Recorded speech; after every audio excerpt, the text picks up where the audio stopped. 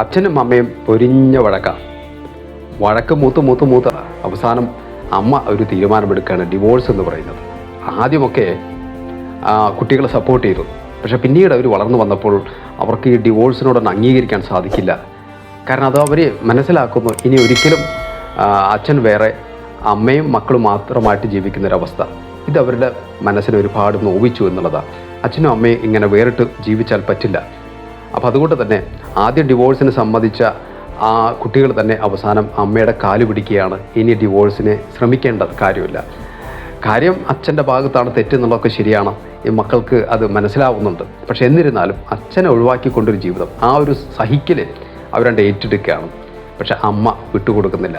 കാരണം അമ്മ ഒരു പരിധി വരേക്ക് ഇതൊക്കെ സഹിച്ചവളാണ്. പക്ഷേ ഇനിയും സഹിക്കാൻ സാധിക്കില്ല എന്നുള്ളതാണ്. അമ്മയ്ക്കാണെങ്കിൽ ജോലിയുണ്ട്, അച്ഛനാണെങ്കിൽ ജോലിയില്ല എന്നുള്ളതാണ്. അമ്മയുടെ ഈ പൈസ എടുത്ത് ഉപയോഗിച്ചുകൊണ്ട് തന്നെയാണ് അച്ഛനും ദൂർത്തടിക്കുന്നത്. അതാണ് അമ്മയുടെ പ്രധാനപ്പെട്ട പരാതി എന്നുള്ളതാണ്. അതിൻ്റെ പേരിൽ എന്നും വഴക്കാണെന്നുള്ളതാണ്.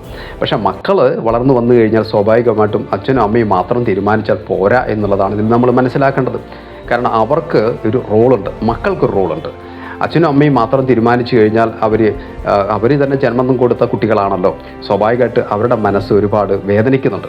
അതുകൊണ്ട് തന്നെ ഇങ്ങനത്തെ തീരുമാനങ്ങളൊക്കെ എടുക്കുമ്പോൾ തീർച്ചയായിട്ടും മക്കളുടെ റോളും അല്ലെങ്കിൽ അവരുടെ ഒരു അഭിപ്രായം കൂടി കേൾക്കണം എന്നുള്ളതാണ്.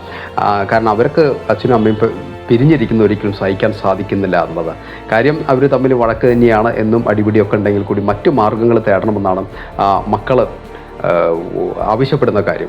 കപ്പിൾ കൗൺസിലിങ്ങോ മറ്റു രീതിയിലൂടെയൊക്കെ തന്നെ ഇവരുടെ പ്രശ്നങ്ങൾ പരിഹരിച്ച് മുന്നോട്ട് പോകണമെന്നുള്ള ആഗ്രഹക്കാരാണ് മക്കൾ എന്നുള്ളത്. അതുകൊണ്ട് തന്നെ മക്കളിപ്പോൾ വിലങ്ങുതടിയായപ്പോൾ ഡിവോഴ്സിൻ്റെ കാര്യത്തിൽ വലിയൊരു കൺഫ്യൂഷനിലാണ് ഈ അമ്മ. ഫ്രണ്ട്സ്, ഞാൻ എൻ്റെ വാക്കുകൾ ചുരുക്കുകയാണ്. അടുത്ത പോലത്തെ വീഡിയോ നമുക്ക് വീണ്ടും കാണാം. Thank you.